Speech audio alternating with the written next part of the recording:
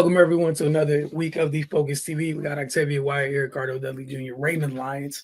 I am Wilson Tarper Jr. Welcome to season 7, episode 49. The Focus TV, we're gonna get straight to it. We got the NFC East action. It's one of those weird weeks where you got a bye week and two of the remaining three played each other.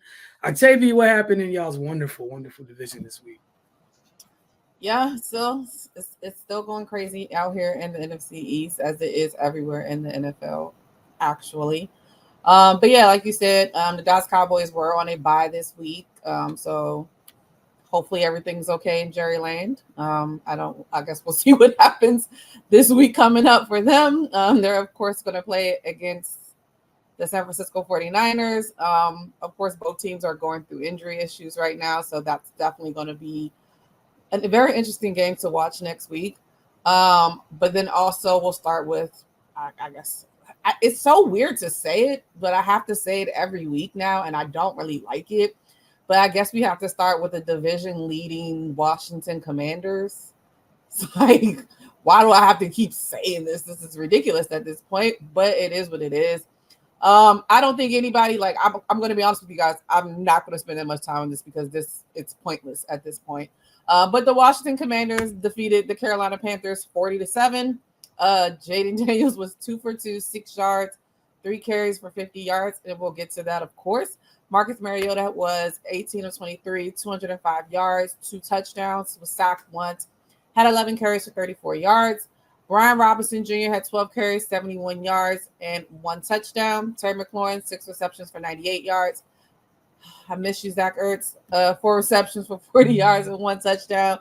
And Ben Sinnott, 2 receptions, 6 yards, 1 touchdown. His first career reception is also his first career touchdown for the young man.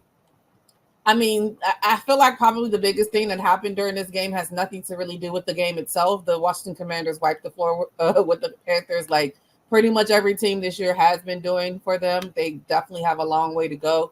But, of course, the biggest news coming out of this game was that Jaden Daniels did leave the game after, I believe it was the first series in the first quarter. He went out with a rib injury and did not return. He came back on the sideline in the second half in street clothes. He appeared to be fine, but it kind of calls into question some of the things that people have talked about, if you can talk about anything in a quote-unquote negative way about him, because there's really nothing you can really say too much about him currently. But with him being a I won't say pretty frail, but not your stereotypical big Josh Allen, type quarterback, he does put himself in a lot of compromising positions where he leaves himself open to a lot of injuries. He took a weird hit and he took a weird fall, which they said there is no cracked ribs or anything like that. Last I heard, he's week to week. They're hopeful that he can play Sunday. I think we're all hopeful that he can play Sunday since they'll be playing against the Chicago Bears, and you want to see the top 2 draft picks play against each other, especially with both of their teams doing as well as they are. So hopefully he's good to go. Hopefully he's able to protect himself a little bit more. I think they say he doesn't have plans on wearing additional padding, which makes me a little scared for him. But yeah, and I mean, if you want to talk anything also about the game, one thing that came out of this also that literally had nothing to do with the game on the field, Daryl Green's jersey number was finally retired.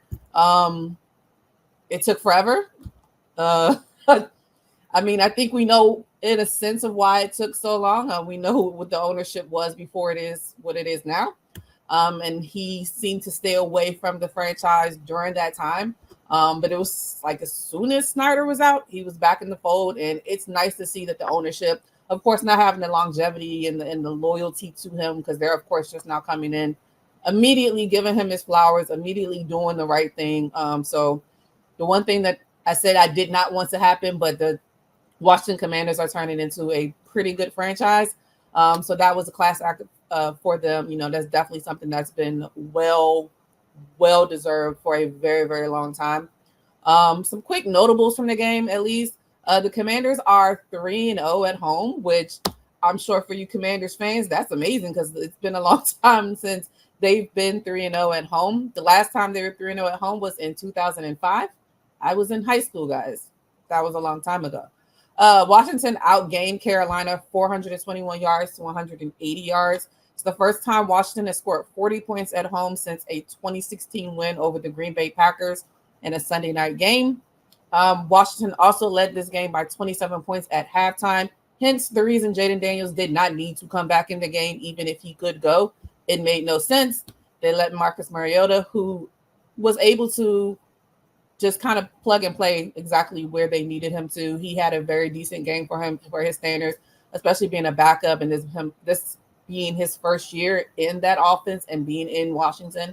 So, I mean, he had a pretty okay game, stepping in and having, 205 yards passing, 2 touchdowns. So he definitely, was able to step in. Like I said, they led by 27 points at halftime. This was the largest halftime lead since also 2005. I was in high school when they led Dallas 28-0. So it's been almost 20 years since they had a halftime deficit of this magnitude. The Sunday's win for them. They are now 5-2 in the season. They have already surpassed their total wins of last year of 4. So to automatically, it's going to be a plus. I'm sure they're shooting for a lot higher than, of course, just one game outside of what they won last year. But it already shows that it's a positive in the season, and I'm sure they have their eyes on doing way more than that. On the defensive side, Mike Sarenstill led the team with 7 tackles, several which being in open field. We know a lot of players nowadays have big issues with tackling in the open field. It's kind of crazy. Frankie Louvu also added another sack for the season and added 4 stops, one of which was a 2-yard loss. Like I said, Marcus Mariota played very efficient in his relief for Daniels. He completed 78% of his passes with a 138.2 passer rating. They had a good game. I will always say, of course, you definitely want to keep in mind that it's the Carolina Panthers. And I also think that Andy Dalton might be hurt. So we might be back to seeing Bryce Young soon again as well. But again, you got to play the team that's in front of you. They play the team that's in front of them. They waxed them. Hopefully we get a chance too, because, it seems like everybody's taking their chance with the Panthers this year. Hopefully they can spread the love a little bit. But yeah, the next game for the Washington Commanders. And I also think I want to possibly look this up at a later date. I don't know the last time the Washington Commanders game has been flexed into anything. Like, when have they ever flexed a Washington Commanders game into something, maybe out of something, but never into something? The Washington Commanders game has been flexed to 4:05 start, which was originally a 1:00 start. Of course, you want to see the matchup between him and Caleb Williams, the number 1 and number 2 pick. We're hopeful that we get that, and hope we get good news with Jaden Daniels' injury. The only other game that we had within the division this week was an interdivision game where the New York Giants played the Philadelphia Eagles, revenge game, whatever you want to call it. Philadelphia Eagles defeated the Giants 28-3.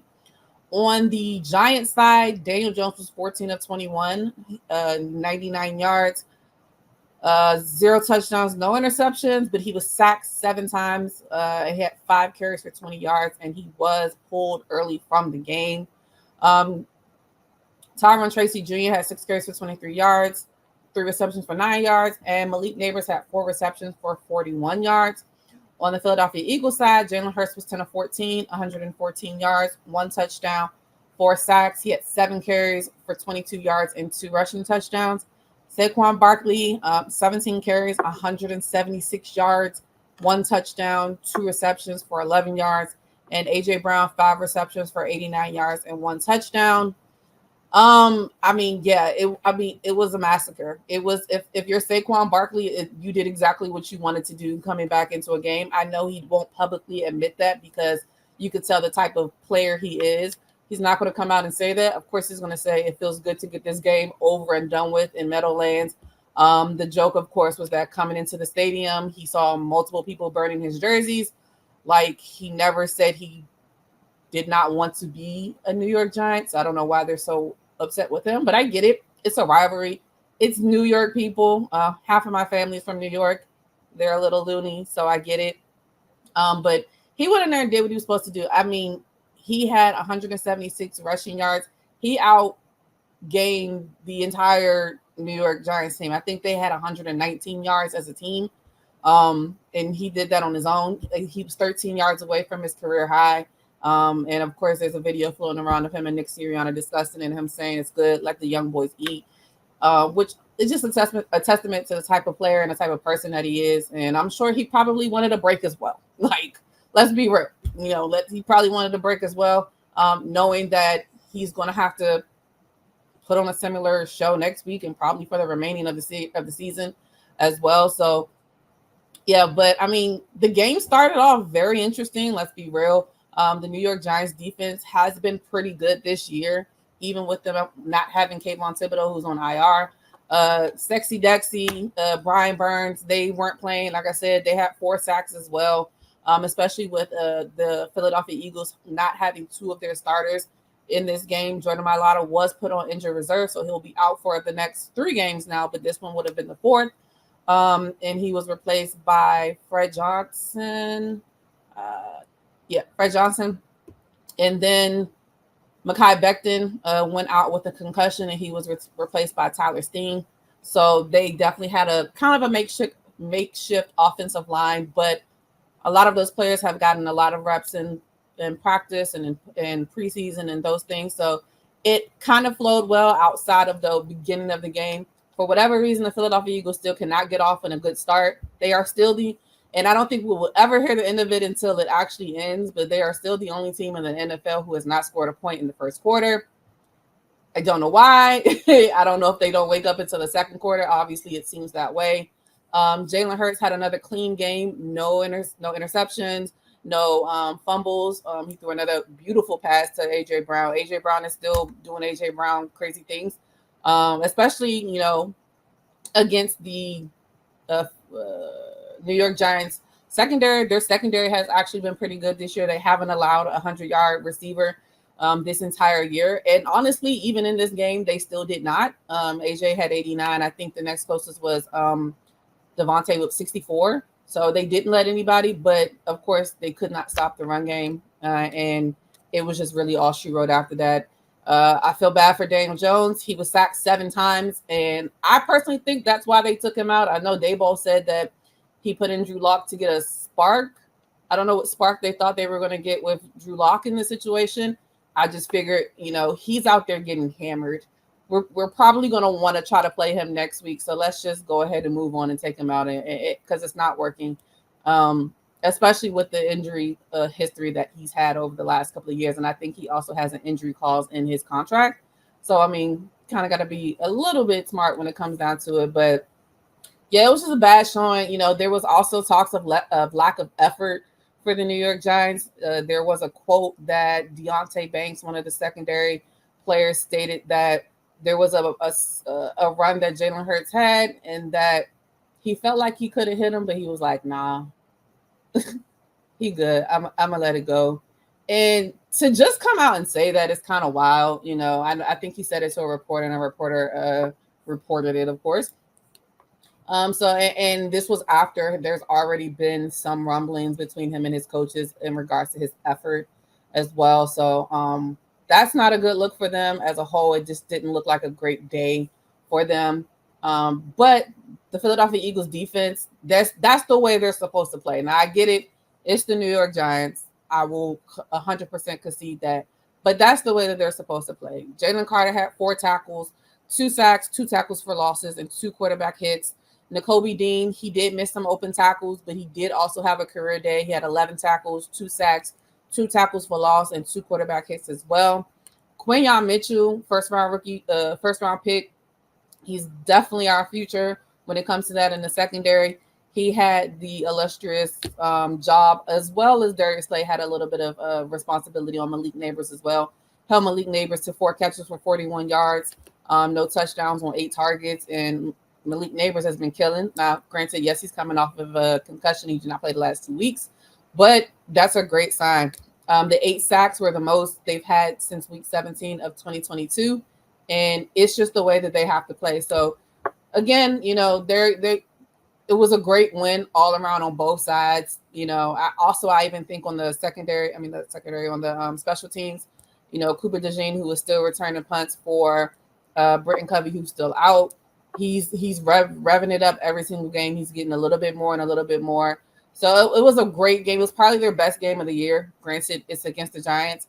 They're going to need to continue to do this. This was the second game in a row that the defense did not allow a touchdown, which is huge, you know. But again, you put in the context that their last two games are against the Cleveland Browns, who are going through it, of course, and then as well as the New York Giants. But they definitely have a big test next week.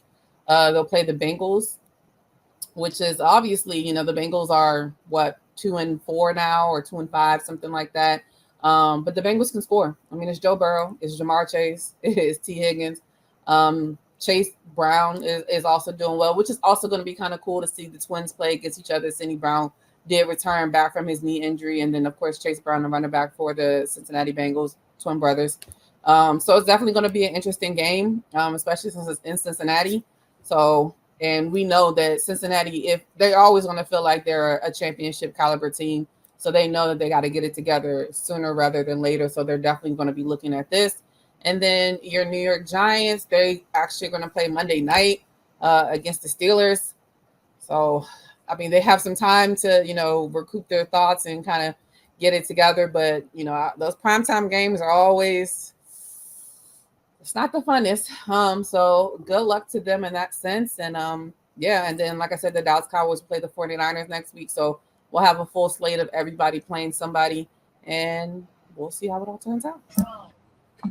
From the NFC East, of course, it's hilarious still hearing division leading Washington Commanders. It's ridiculous. Like, whose idea was that? Like, in this whole, like, you know, they always got their little motto, like, raise hell. I don't like it. It's too fun.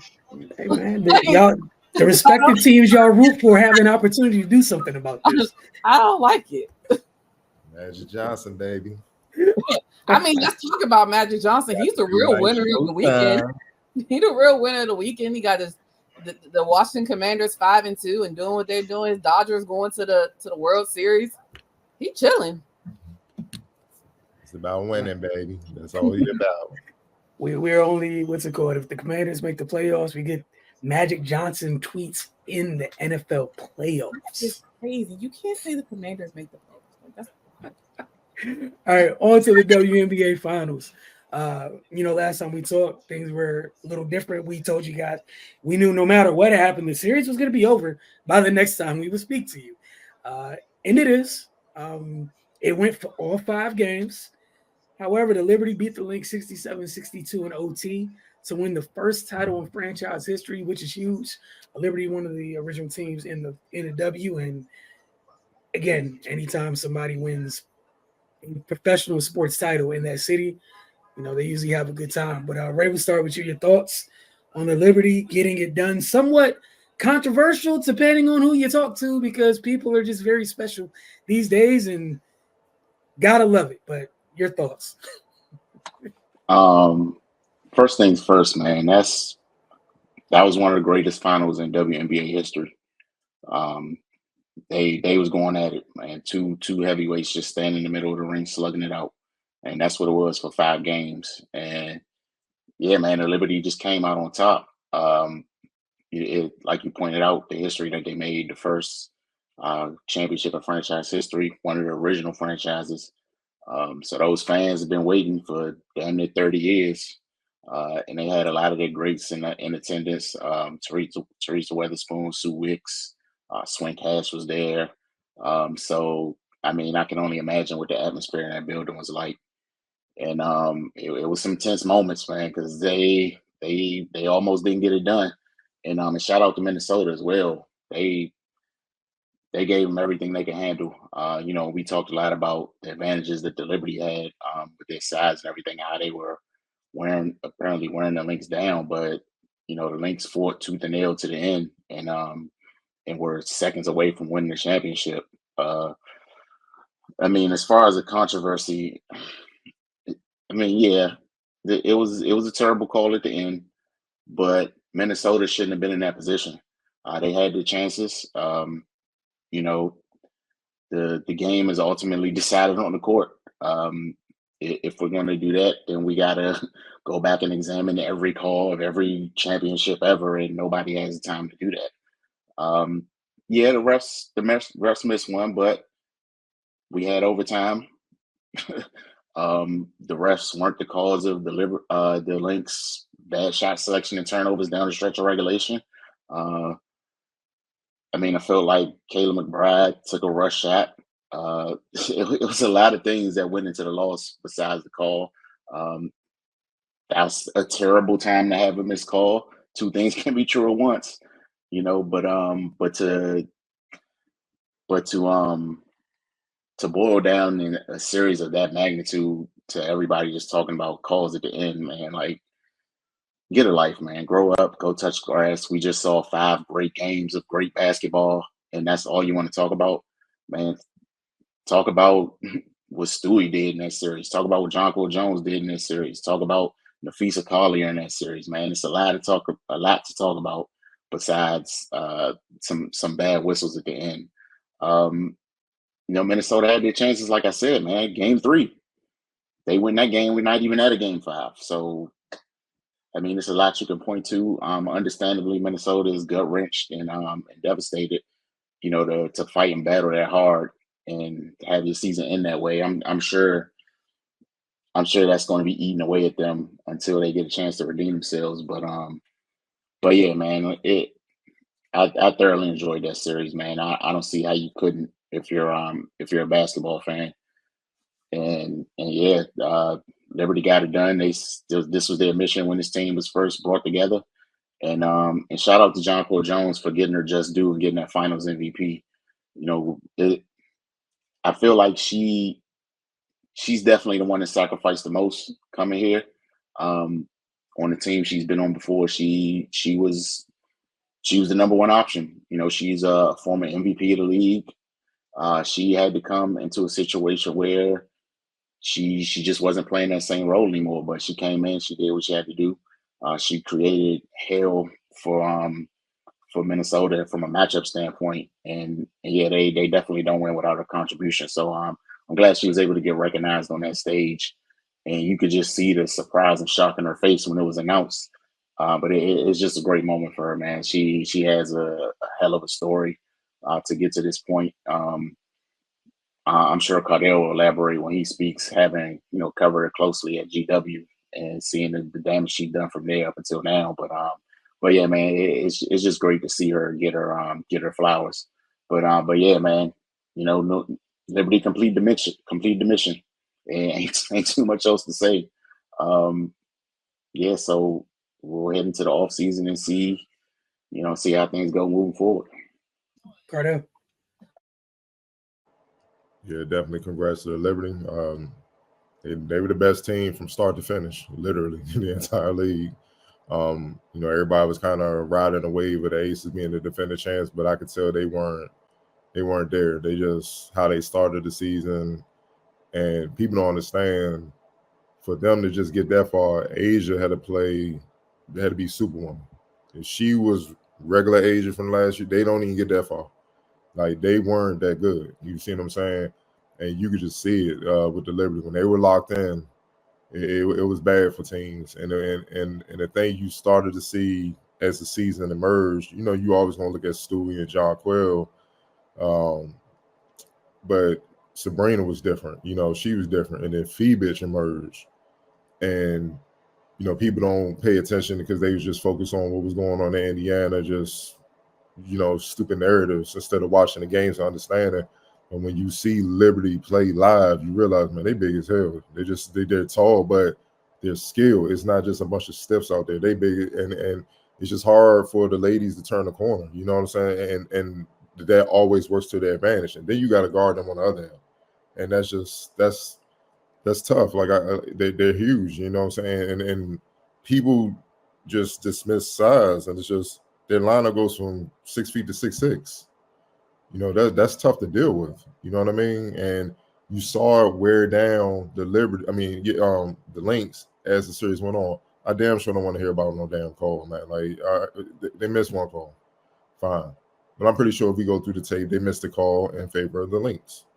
So that has nothing to do with it. If you really want to look at it, let's go through the things all series that we were talking about. We're gonna just start with the game 5. Like, y'all really gonna blame that one call? Courtney Williams was 2 for what? She was 2 for 14 with 5 turnovers on the road. Your starting point guard, that didn't contribute to you losing.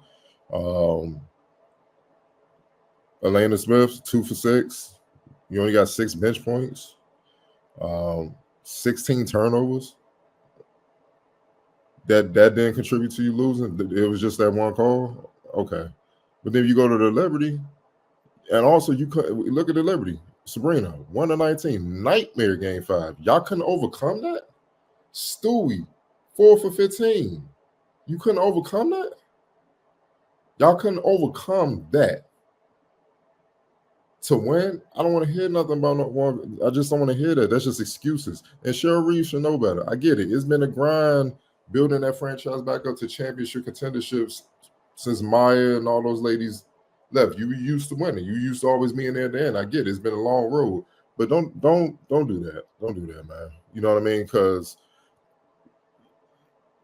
like game 1 where the Lynx beat the Liberty at home, there were quite some close calls where it looked like Stewie and them was getting fouled and they just let them play.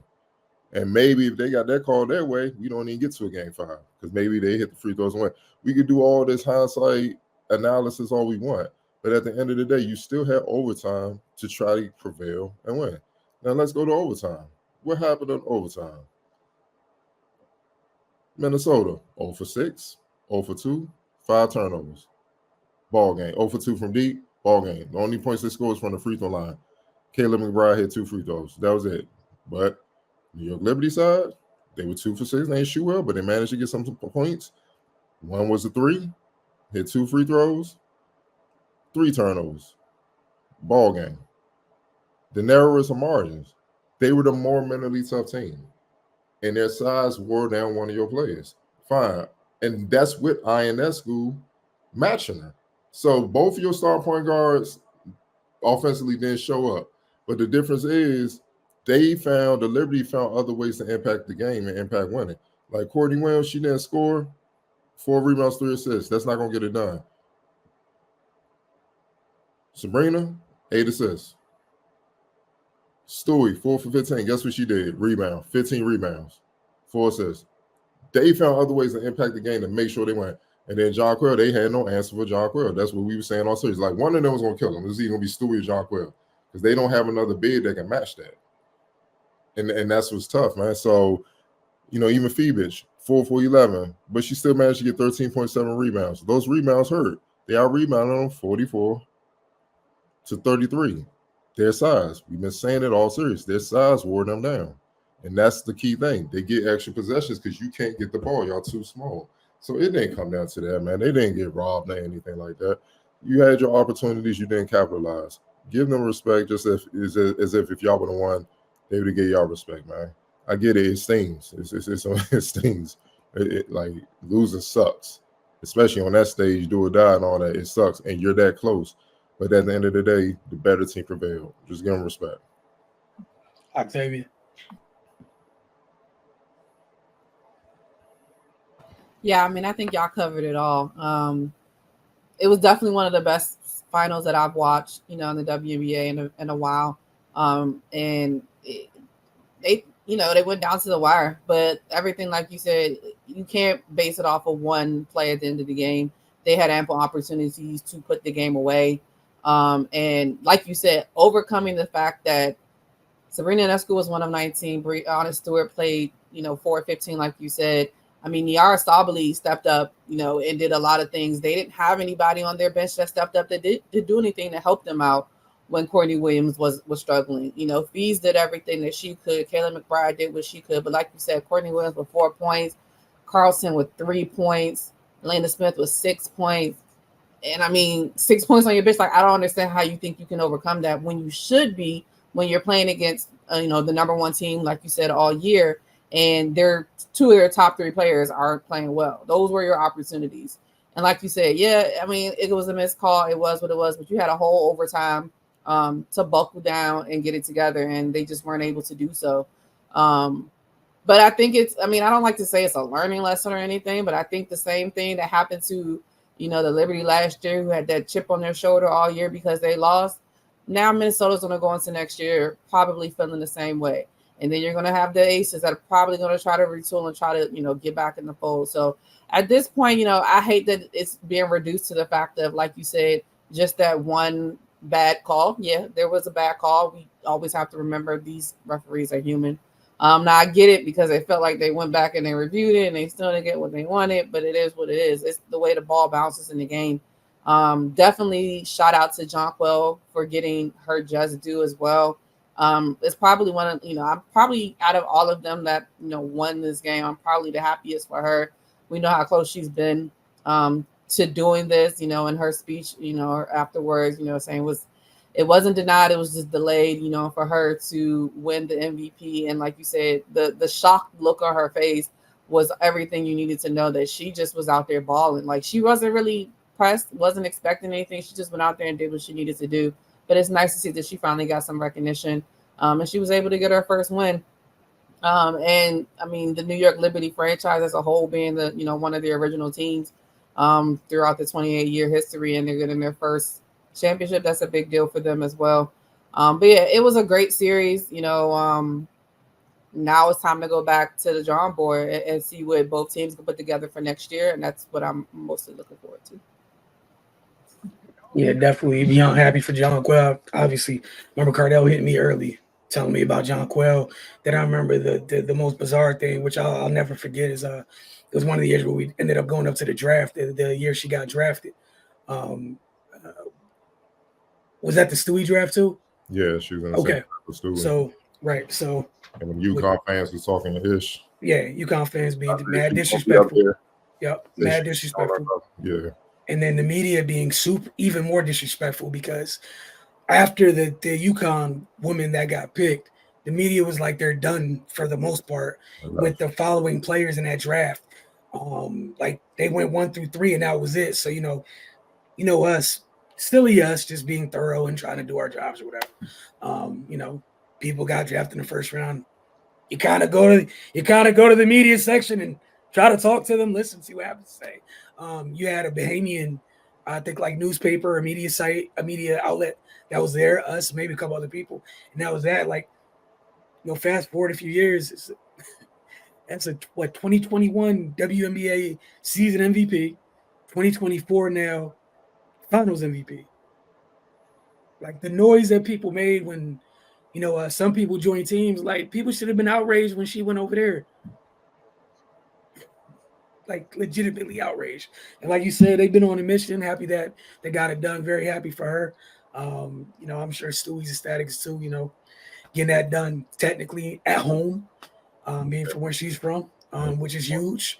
But yes, and again, the last, the cherry on top of it all, like, is original W team getting their first chip. Like, that's awesome. And one more thing about Jonquel, she was crying because she went through hell. And shout out to George Washington, old strength and conditioning coach Brandy Walker, because she got Jonquel back on track physically. You know what I'm saying? Because she went to Clemson out of Riverdale, one of the top players, and her body broke down. And she come to GW quietly, no one paying attention. And I'm just there covering it. Like, why not see what the ladies doing in A10?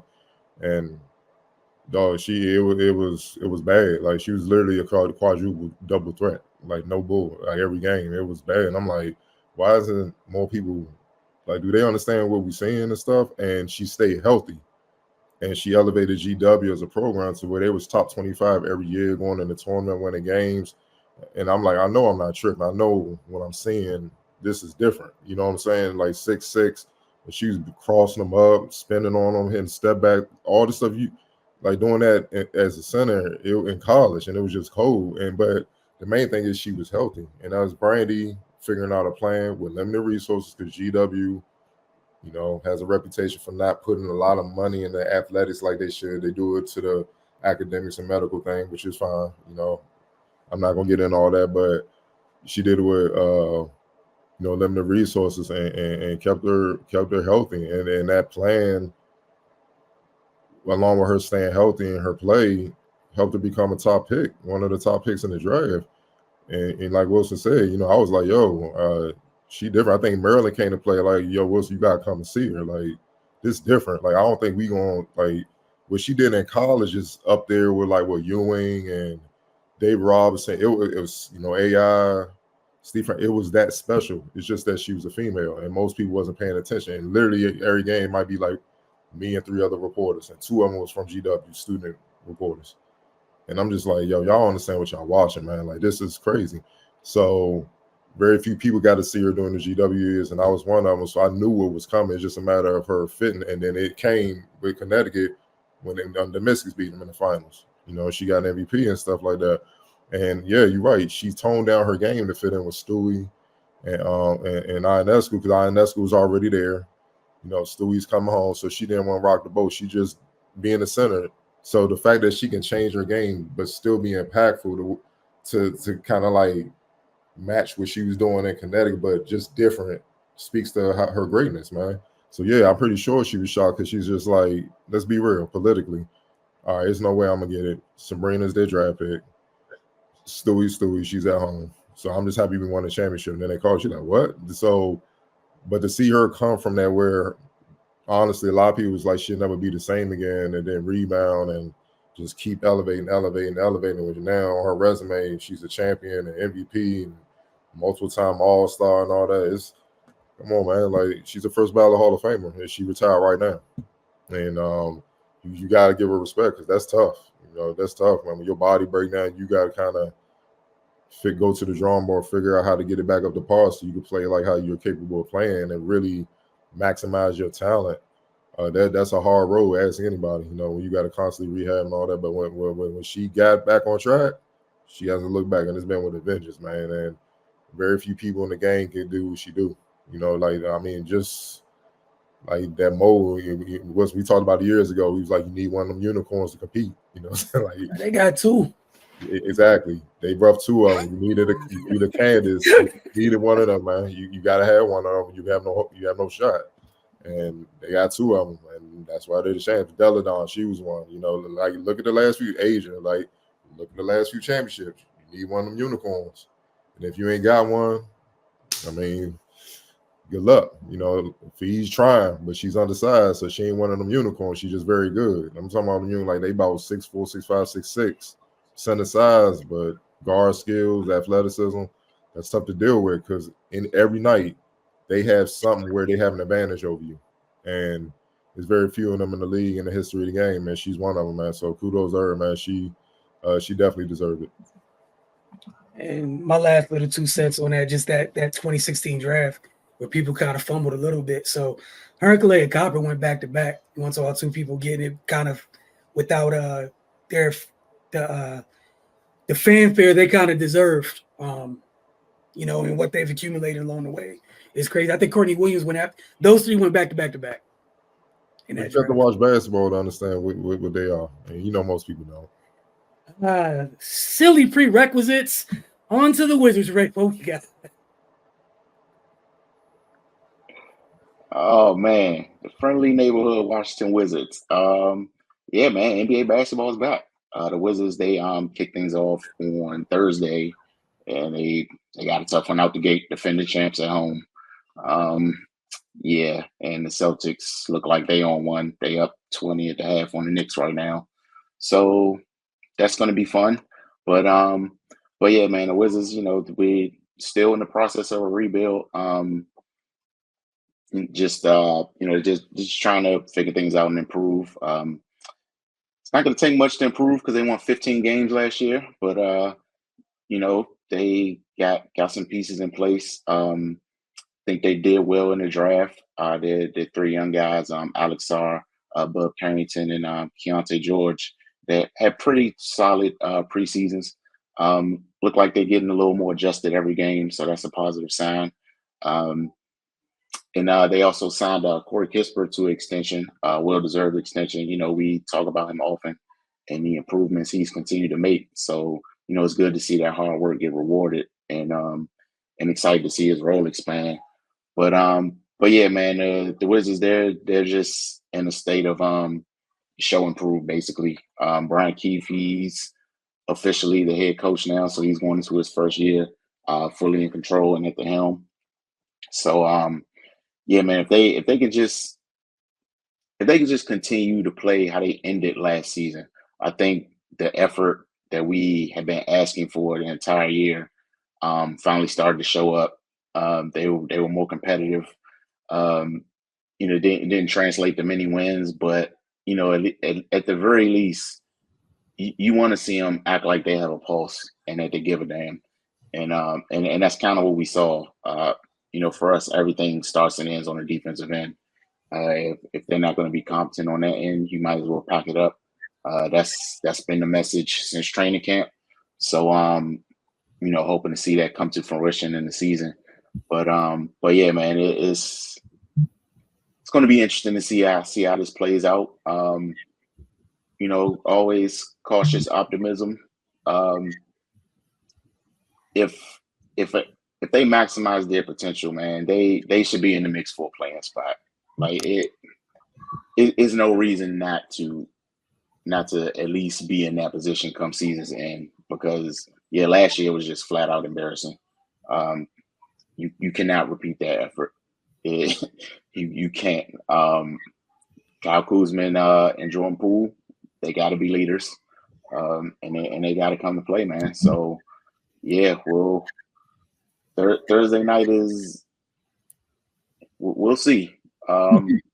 Just don't come out and get embarrassed out the break at home, man. Just compete, put up a fight. That's all I'm gonna ask. Man, with the way the Celtics looking right now, about to say, you better not come out playing around, because they got time. Yeah, buddy. just compete, man. If you get dubbed in a valiant effort, all right, man. Well, what you expect? But don't get 40-piece or nothing stupid like that. Hey, if they get dubbed, you know what they should say post game? Man, it's Steve Kerr's fault. Don't look at us. It's Steve Kerr's fault. Oh, I've been looking over there. She looking over the whole time, trying to be quiet. Like the margin just keeps growing. Like, the team they doing it to, like, Lord, like, man, what defense? What man? And we talk about a team who would like to try to establish a defensive identity. Mess around on Thursday, you're gonna find out a horrible way. Also, something to keep in mind, like shout out to Corey Kispert, the deal that he did get. It's literally like $1 million cheaper if everyone remembers the deal that Denny got last year. Mm-hmm. And also, again, I'm not trying to like rain on anybody's parade. Just something to keep in mind for most of the players here on the Wizards roster. It behooves you to get off to a good start. It behooves all of you to do the best that you can. This regime has already shown us. Things move. All right? Things move. That's it. Looking forward to Thursday night. Don't forget, we'll have an episode of Wizards Outlook following the game. Cardell will be in the building. So we can't wait to talk to you guys then. That's it. Cardell, you're busy. It's one of those times of the year. Annual trip up north. Jim Couch National Showcase standouts. What you got for us? Yeah, it was the 12th annual, Jim Couch National Training Showcase. It's held every year in the Bronx, New York. Talent from all over the country, Texas, Cali, Florida, North Carolina, and Canada. DMV, obviously New York, New Jersey, Ohio. Kids from all over, man. They came and and really competed. And I was overall pleased with how they competed and worked. Some years, sometimes the kids in the training portion kind of come up there and kind of go through the motions, and we kind of got to fire them up, challenge them, and then they get going. But this year, it's a little bit more energy and edge in the gym, man, which is always good. A lot of kids that they're not under the radar, but they are, and they were hungry, and they proved it right from the get-go, man. So it was encouraging to see. But with every showcase and event or whatever, they're standouts, man. And here at my 10, Mike's Connolly, 6'2" point guard, plays for St. Vincent Pallotti High School. He's a senior. He shot the leather off the ball in the upperclassmen All-Star game, man. Controlled the game. He had 4 threes, scored 20 points through 3 quarters, and that's with him sitting out the fourth and being subbed in and out. It's kind of like an unwritten rule.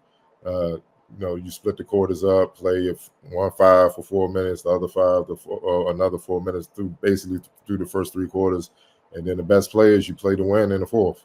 So it could be kind of fair. So with him being subbed in and out for the first 3 quarters and not even playing the fourth, he had 20 points, 2 assists, and 2 rebounds, no turnovers, with 4 3-pointers.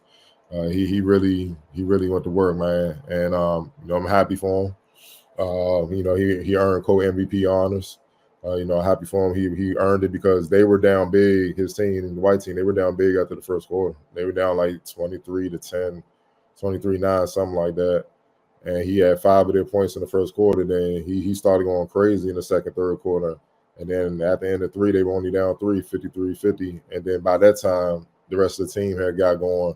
And then they finished them off and won by double digits. But without him doing what he was doing through the first 3 quarters, they would have lost by 20. And it wasn't like he was just forcing stuff. He was taking what the defense gave him. If you going under the screen, he hit the 3. If he drove, you cut him off. He's spinning, hitting runners off the glass. Guys going back door, he'll throw the pass. He just made reads, and he was hella efficient. And he did his thing, and well deserving the co-MVP honors. Next up was Tavares Von Cooper, 5'11" point guard out of Richmond Montgomery High School. He's a junior. He's in the 2026 class. For those that in the DMV that may not know, he's the son of Coop, 1/3 of the Lincoln Park mob that always dominated, the DMV summer pro-am leagues. Pretty much going all the way back to 2010 or whatnot. Yeah, that's his son, man. Different type of player. He's more of a shifty, quick point guard. Coop was more of a bully guard, scorer and all that, shooter and whatnot. But Youngin can ball. He can ball. He stood out all week in front of training portion, drills, scrimmage, to the upperclassman game, man. Came there, finished well, ran an offense. Nasty out of pick and roll because of his hesitation and quickness, making the right reads. He either got to the basket, laid it up, his short drop was the runners, or he found a big rolling to the basket, or he kicked it out for shooters, man. Just being a point guard, man. And the thing I love about it, he's a sound defender, which shouldn't surprise anyone because, I know who's helped raise him. It's not just Coop, too. Dele Ojo, he's one of the best defenders, in our area for a long time. So, he takes it personal on that end as well. And he should. For him being small, they're going to pick on him. And, even when they try to post up, he fought and was causing turnovers and whatnot. So he's not an easy win on that end either. You can see how it's starting to come together where he's about to be a complete point guard, and he's known as a scorer, but he's starting to become complete. And he's definitely to my eyes a D1 talent.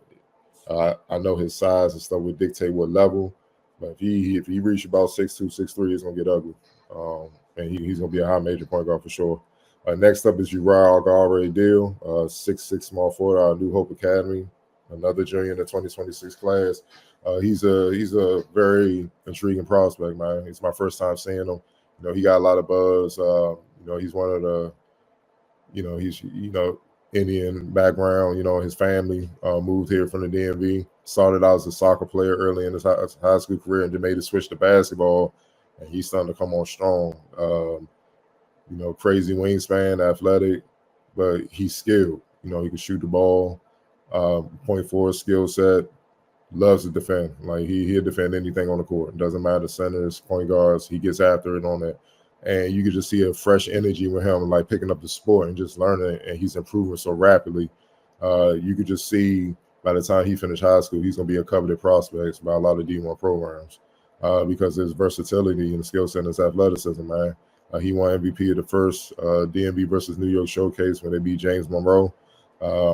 He started off very slow in the first half. I think he had 2 points in the first half. He was just they were being physical with him. He's not the strongest right now, so he was losing the ball, blowing layups and whatnot.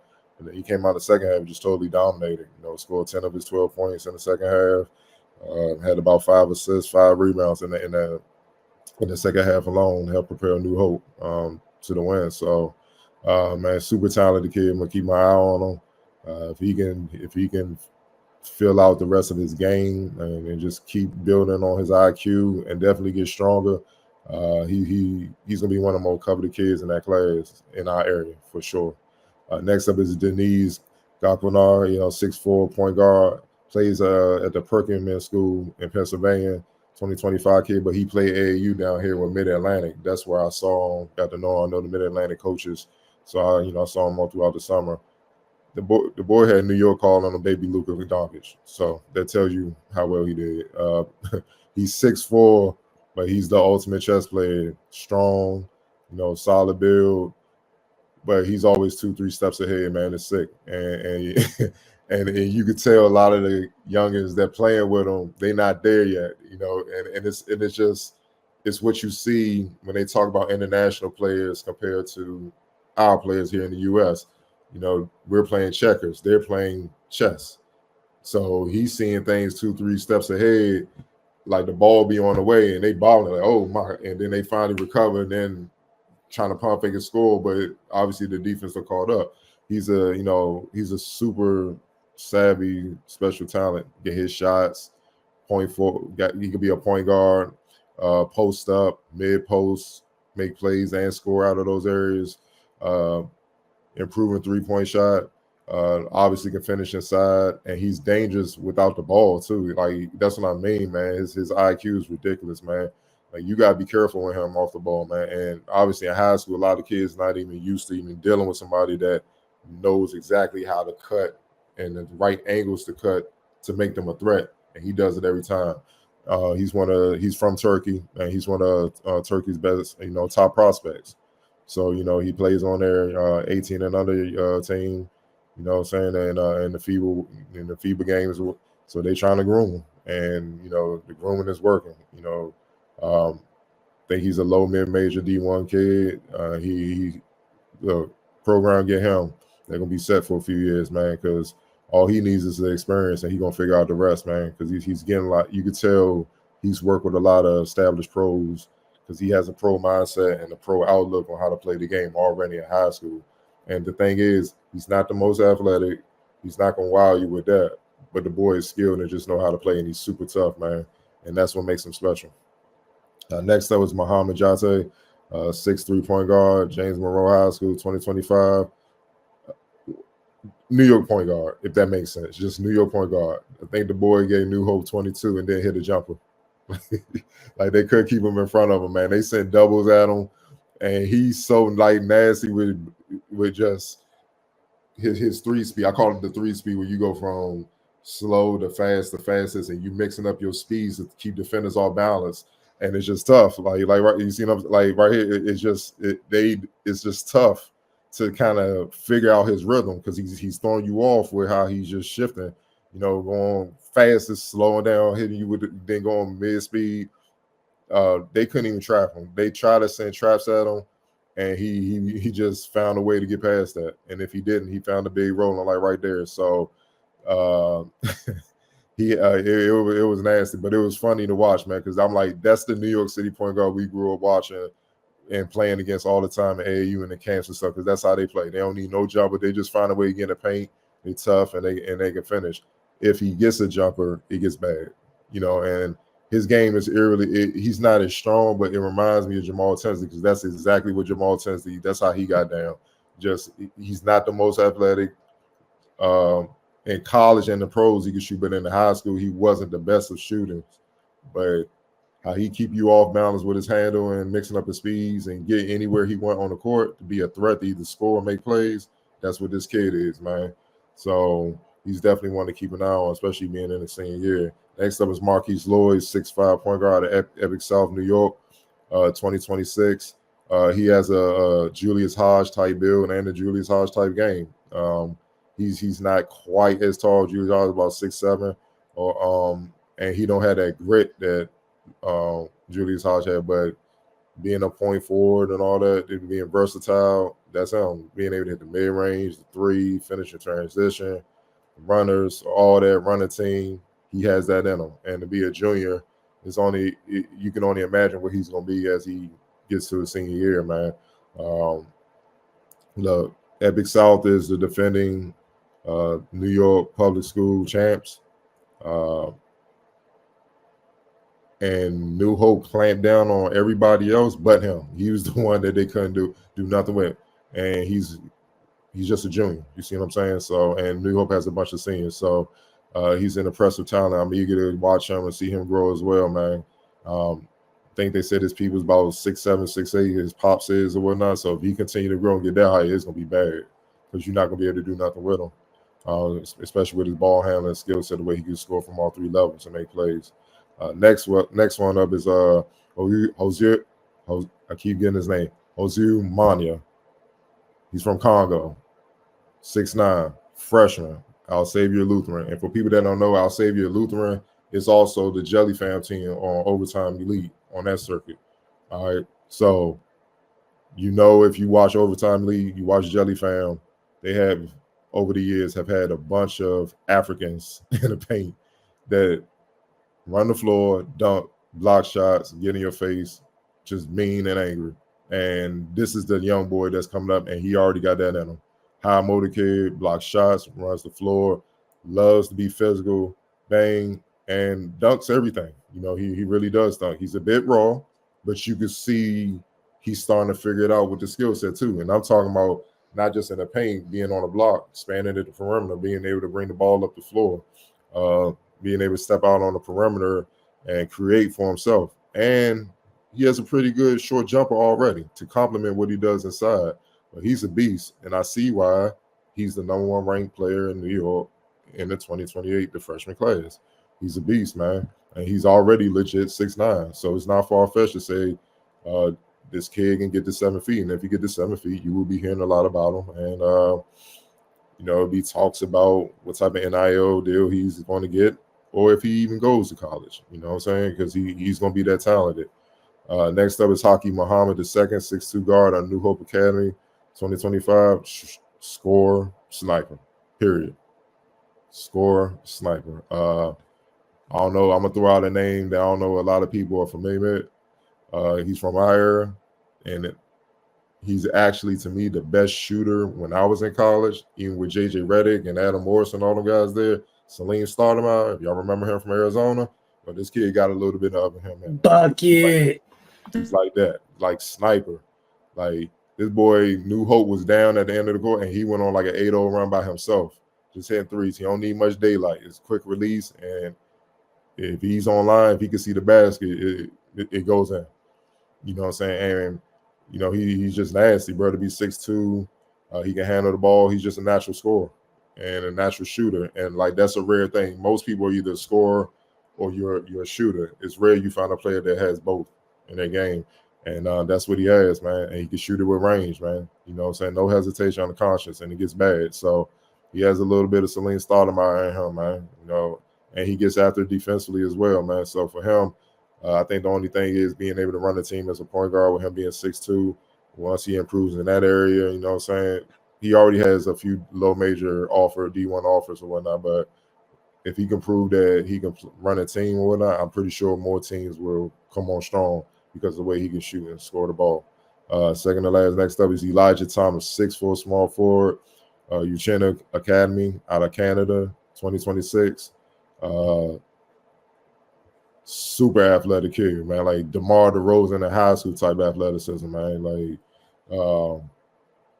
me and Ojo actually watched them in the drill before on Saturday. We was going through the training portion of the showcase, and they was doing an attack ball handling drill. He wanted them to finish with the left hand, and one of the kids was getting it wrong, so Sean stopped the drill as he was mid-drill, like in the middle of the drill, and me and Ojo was watching. So he just casually just jogged to the basket, took 2 steps, and did a one-leg windmill left-handed right in front of us. Ojo like, what the fuck? And I was like, yeah, it's always some issue, man. Like we was just like, yo, he did that casual with his offhand. That his athleticism is off the charts, and he's just a junior.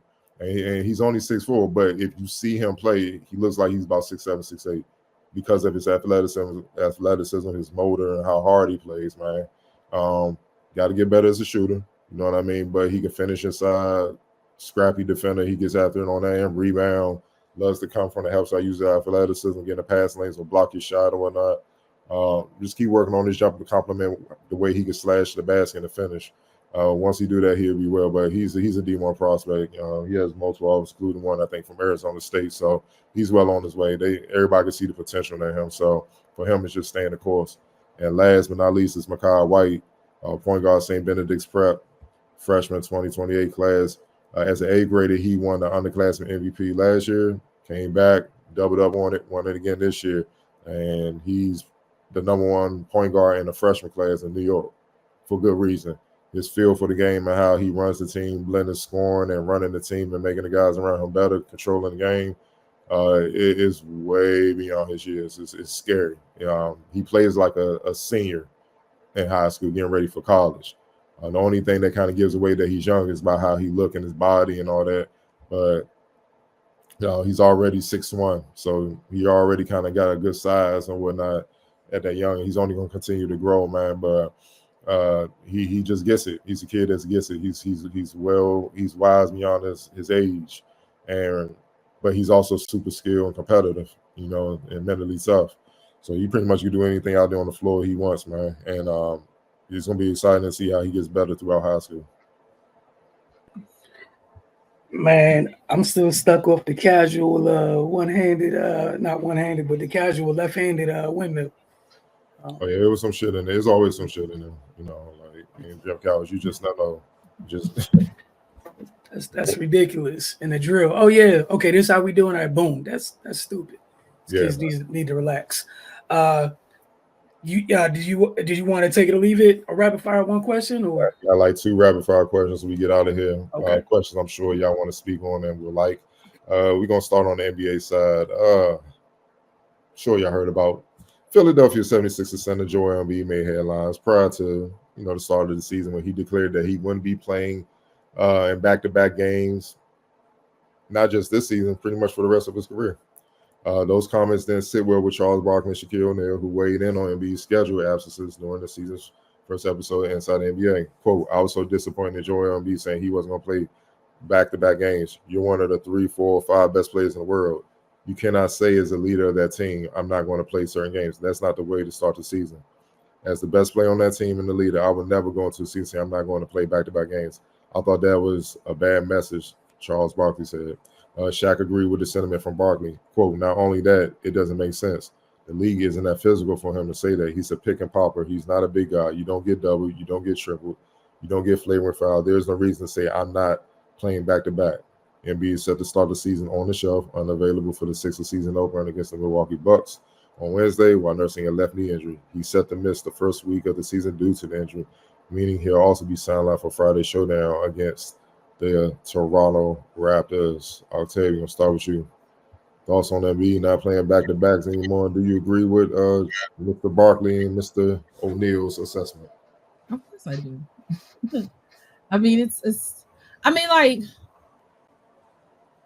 to me, it's like, okay, if that is like something that you're exploring, all right, I can't tell you what to do, but like to just like openly just come out and tell her like, yeah, I ain't never playing back-to-backs ever again. Like, it just seems so soft. And it's like, I get it. Like, he has an injury history, understood. I think he missed his first 2 seasons as an NBA player with an injury. But it's like, I mean, and again, like I said, I'm a fan of a Philadelphia team, so I kind of know how Philadelphia fans are. They don't want to hear that in the first week of the season. The season starting, they're trying to, y'all been telling us for the past 20 years to trust the process. Now you're telling me the process not going to play back-to-back games. Like, what are we doing? Then we picked up another dude, and he also got injured, and both of y'all are making over $200 million. The hell you mean you're not playing the back-to-backs? Them $200 million you need, invest. I mean, LeBron is 39. Like, I don't love LeBron like that. I respect him, of course, but he's 39 and he's playing in back-to-backs. Like, come on. Like, you have to be doing stuff. Like, what is his off-season regimen? Like, what are you doing in the off-season? Like, do you have what are your training? Like, what? Like, for goodness sake, Lonzo Ball probably going to be playing in back-to-backs and he ain't played in 33 months. I bet you he's going to be out there trying to play in back-to-backs. Like, it's crazy. And then to be one of the contending teams is ridiculous. And then it's going to all fall on Tyrese Maxey, and he's going to be the scapegoat because he is also making $200 million. But here you are, my other two of my big three are already injured, and I'm already set back. And you're telling me that it's already pre-planned that he not playing the whole first week of the play of the season, and it's because they want to make sure he's healthy in the playoffs. Well, god damn it, you might not make the playoffs if you don't play in the goddamn season. Like y'all just talked about, Boston is busting the Knicks' ass. Busting them in the first game of the season. They hit 100 points before the end of the third quarter. And then the Knicks, of course, they're gonna get back eventually. And here you are, you got your top two players. Like, yeah, I mean, Paul George didn't say it, but he probably don't play back to backs neither. Like, he get hurt all the time too. Like, if I was a fan of the Philadelphia Sixers, which I am not, it wouldn't sit right with me either. It just makes me feel like you're soft, and then you're playing a blue collar city. Like, they don't want to hear that nonsense. They don't want to hear that nonsense where they see, like I said, where they just saw Boston win, and Boston has kicked them out of the playoffs multiple times. They see the Knicks play really, really well. I mean, Indiana Pacers got to the finals. I mean, to the Eastern Conference Finals last year. And you telling me you're not playing in back-to-backs? So, I mean, good luck to them. Yeah, $200 million. Your ass gonna be sweeping up that arena or something. You ain't gonna just on them back-to-backs, you on towel duty, you gonna be wiping the floor or something. Like, you gotta make your just due, because that's wild. You gonna be one homie in Capital One Arena, be ordering them Hispanics around, clean the hey over there, 200. You gonna do something, bro. We ain't playing them games, right? Yeah, that's where I'm gonna start, bro. You on the books for $51 million this year. You gonna be playing back-to-backs, practicing, lifting, playing for the Eagles, the Phillies, the Flyers, whatever the fuck else they got in Philly. Like, what are you saying, man? Like,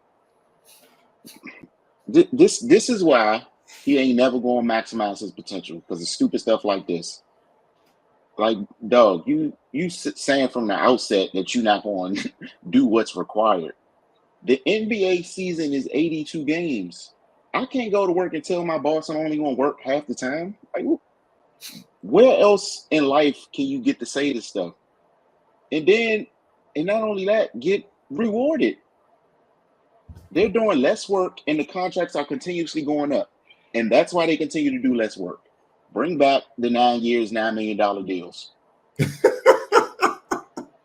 Like, what are we doing? And you're not winning.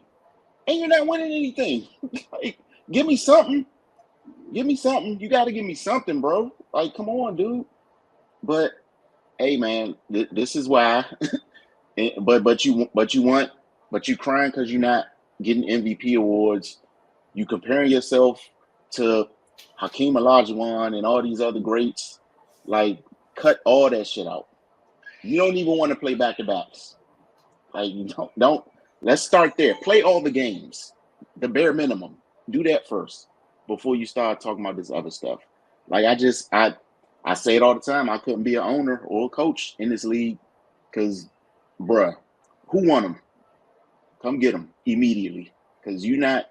Nah, man. And then, yeah, not on my watch. Hell no. Wilson.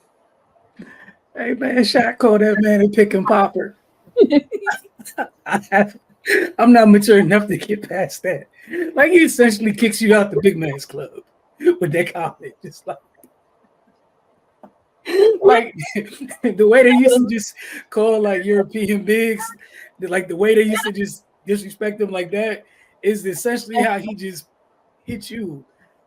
Oh, he's just a pick and popper. But dude, with this, like you said, that's why a lot of us were so pissed and thought it was blasphemous when some of y'all out here gassing this man because he learned how to do a half spin into a fall away jumper and calling him elite, telling me he's better than Dream. This is why. This man got a tenth of that bag, a tenth, and that's me being very complimentary, saying a tenth. You can't play?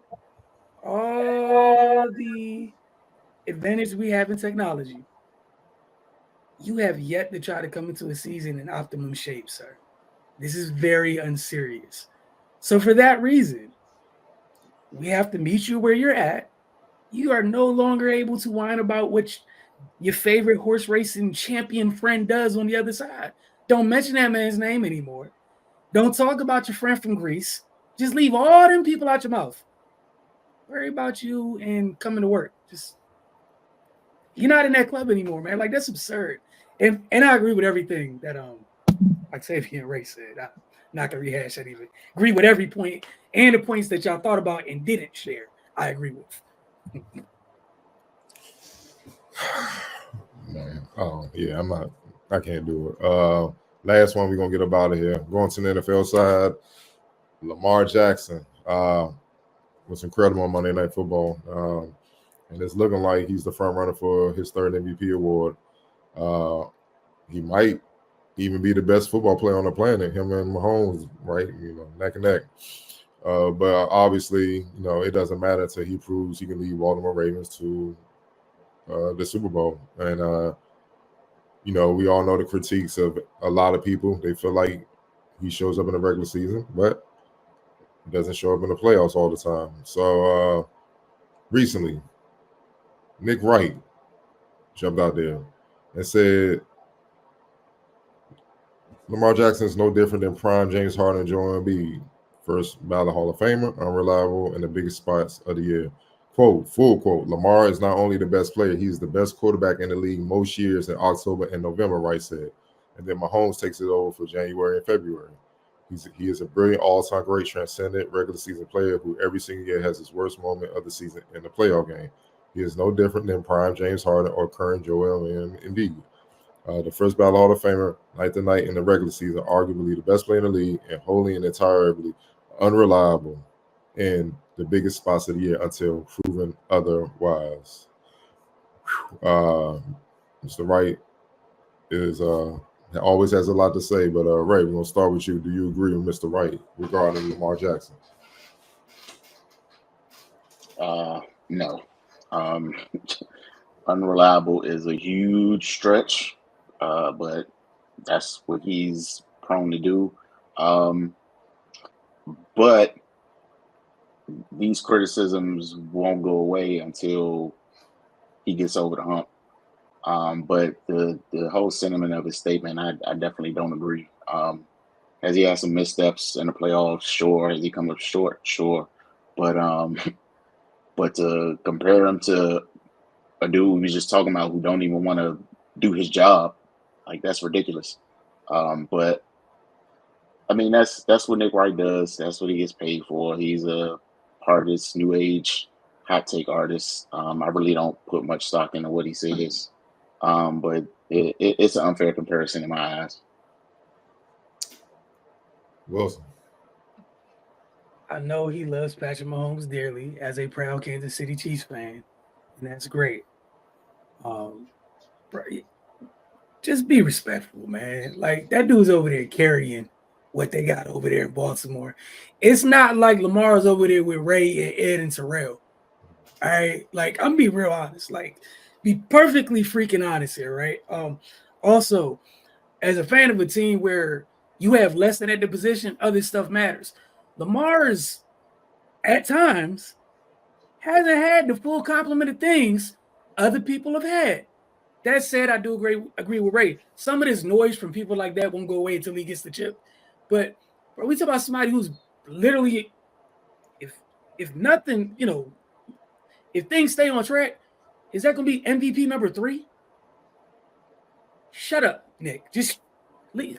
Also, you need to hope, Nick, you and the Chiefs, you need to hope that him and Derek don't get through this season perfectly healthy come playoff time, bro.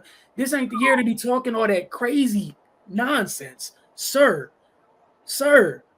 You were struggling this past week, sir, and that's not Lamar and Derek.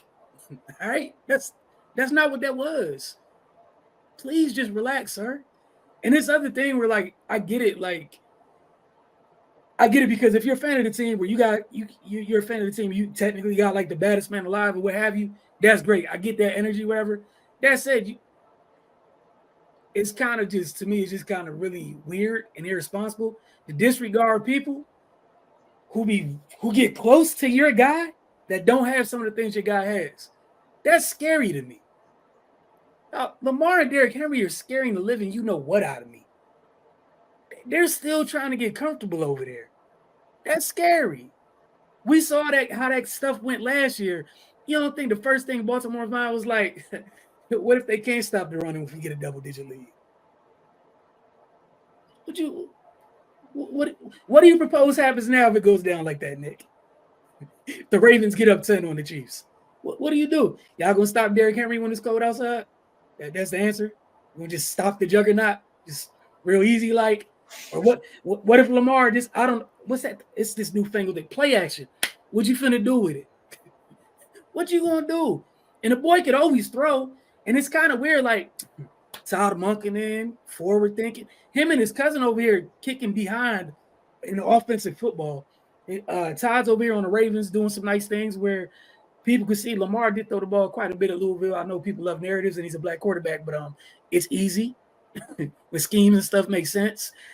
Again, I asked y'all to look at what poor Justin Herbert's going through over there with Greg Roman, but I'm gonna let y'all cook because y'all been talking crazy for years. Then I think Monken and his cousins over at, I think it's either Army or Navy, and I don't know what the hell they got going on, but they hurting people offensively. But again, Cardell, what was you talking about a couple weeks ago? What do you do with them two in the backfield? Bro, just chill, man. Like, this ain't the Tyreek Chiefs. Just chill. Just it costs you nothing to be respectful. I would get all that if he had one MVP or he was the one routinely like having horrible playoff performances. Nah, man, the Ravens just ain't get over the hump. Like, it's not like he's getting there. We're just like, damn, Lamar hasn't shown up at all. Then cool, let's have that conversation. Maybe I'm tripping. I don't think that's exactly the case. Like, you're losing to Patrick Mahomes. That's much. Cardell, you describe Mahomes all the time. What's falling short to that person? Meanwhile, that boy owns a whole nother conference. The NFC has gotten one game off that man in his career. So if they just get to the Super Bowl, I'm not great at math. NFC got a chance. The conference has lost to this man on a regular. He's, I think, 16-1 against the NFC. The NFC.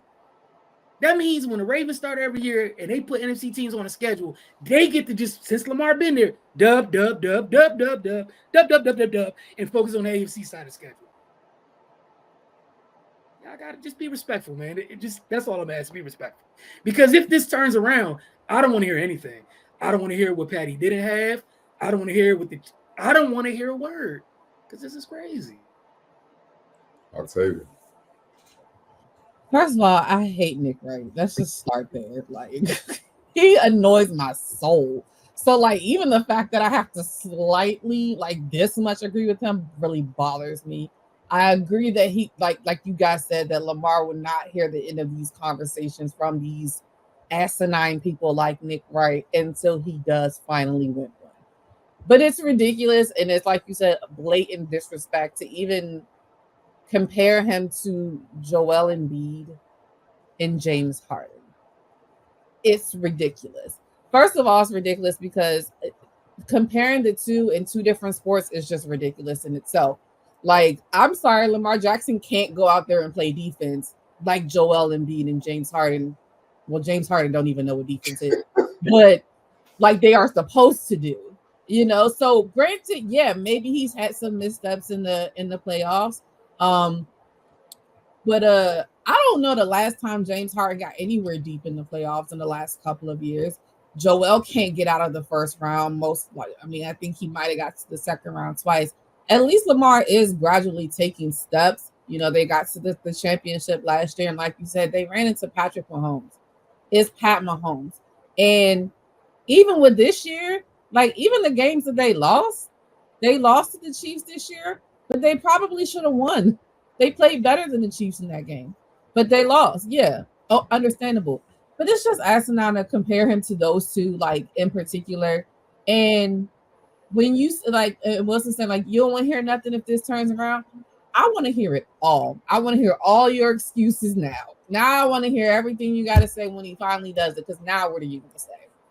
I want to hear whatever you decide to come up with in your Delulu brain to make sense, because it's just ridiculous. And it bothers me because I feel like, I mean, there are certain quarterbacks that look like us that always get these analyses and comparisons and stuff, because like you brought up completely, nobody talks about Justin Herbert over there stinking it up. Nobody's talking about Trevor Lawrence stinking it up. Like, and I mean bad. So it comes with the territory, especially when you're dealing with an asinine person like Nick Wright. But it all comes down to that Lamar does have this amazing opportunity at this point. They started 0-2 on the year. They won their last 5 games, or 5-2. Like you said, they annihilate the NFC. Like, I'm crossing my fingers that when we play them on a 9th, that maybe we can make 2, but I don't know. Right. So yeah, it's Nick Wright, and that's why I don't watch Fox Sports. I'm gonna be brief, and then we can get out of here. Before this season, wasn't people saying Derrick Henry was done? Oh yeah, they said that. Oh, let me look. Okay, so right now, on 134 carries, 7 games, 10 to go. He has 873 yards, averaging 6.5 yards per rush, has 8 touchdowns. Longest run, 87 yards. The boys projected for 2,120 yards and 19 touchdowns this year. So Lamar is so nasty, he revitalized this man's career. That everybody was saying was done, and then like he ain't gonna do nothing with the Ravens or whatever. And they're right now at this point in time the most devastating 1-2 punch in the NFL. Like it's really, especially now in this era where defensive players don't even like to tackle no more. Yep. So Lamar, like, Derek, where are these fools now for me? And then they want to deal with me to close the game out. And by that time, they huffing, they're puffing. They don't even want no problem. They don't even want to run after Lamar no more, let alone tackle him. And then he just carving them up. And you look up, they got over 500 yards of offense combined and stuff. It's child's play. Like they got me and I'm like, damn, dog, I already got to deal with Mahomes. God damn, man. Like, let us build up our team, man. Y'all ain't. And then it's the other half of me, like, Elway, you mother, that could be us, man. That should be us. You see what I'm saying? But I'm like, see, it's something to be said for people who never play sports, because they just don't get it. It's just an aspect they will never get. Like, that's a bad boy, man. Lamar's a bad boy. You don't hear Mahomes saying anything about him. Mahomes like, I'm just gonna play my game and keep this young boy at bay, because he's more athletic. He has more. It's hard to say someone's more talented than Mahomes, but overall he is. Overall, he's more talented than Mahomes. But Mahomes has the intangible stuff figured out right now. Don't let Lamar figure it out. Like, that should be your worst nightmare if he wins the Super Bowl and understands how to win. Like, then what you gonna do? Wait till he's done. And they beat him. Hold my beer. And the best thing that they did, the Ravens, they adjusted. They kept trying. They moved Derrick Henry to what he is, I formation. Just be a power back, dog. And them dudes not trying to come up and tackle him. And then you get them with the play action. They don't know. I got help, because you got a gang tackle. Now Lamar's throwing over your head for a touchdown. Or he's running quarterback sneaks and you can't get to him. So it's hell dealing with that, man. So I'm glad he talked, because he's fired them up. And I do want to see Lamar win, so that narrative could just die. And they're going to be in college looking for the next Lamar. You see what I'm saying? And then that helps with, and that kind of just kills the stereotype once and for all on black running athletic quarterback. I don't even like to say he's a running quarterback, because he can pass his ass off too. But guys that are fast, that's just all that. Quarterbacks that can run. You know what I'm saying? But yeah, Nick is gonna be Nick. And that makes no damn sense. I guarantee you, there's no one in the NFL that has to face Lamar that's saying that. And I'm gonna leave it at that. Ain't no way possible. It's one of them old Candyman situations. You just leave that thing alone and survive it. That's your job, survive it. Well, I like it because I got him on my fantasy team. So I didn't even watch last night. I'm scrolling Twitter. At some point, he was 14 or 16 for like 256. Nick, what are you talking about, sir? Like, just stop, man. Because then if somebody brought up what your mans did through the air on Sunday versus what Lamar did through the air and a half last night, you be in your feelings and get on TV ready to fight. Stop. And dog, if their defense just show up, you're not beating that team. If their defense gets on point, you're not beating that team. Like someone even had the nerve. I think they tweeted to Shannon Sharp. I saw it. They was like, if you put Lamar with your 2000 Ravens, what will happen? And they was like, dog, they won't even play these games. Like it'd be like just forfeit. What kind of stupid question is that? Like the man got him in damn near Super Bowl contention. He has an average defense for most of his career. They've been average. Mm-hmm. So get him above average defense, and it's bad. Mahomes has had that. He's had playmakers. He's had nuclear weapons. Tyreek Hill ain't even the same since he was bugging. So you see what I'm saying? Like it's bro. And I'm not comparing to Mahomes a bad, but trust me, I know he's a bad boy. It ain't even. But Mahomes 1A, Lamar's 1B is the best players in the NFL right now by far. That B is in caps. We appreciate y'all tuning in this week. We look forward to talking to y'all next week. Don't forget for Wizards Outlook, folks. We'll see y'all several more times over the next couple of days with the NBA season getting underway. I think Washington has 2 home games this week, so we'll talk to you guys then. Don't forget, if you have a Roku television device, all you got to do is add the channel. Is type in the Focus TV and double tap OK. We'll see you guys soon.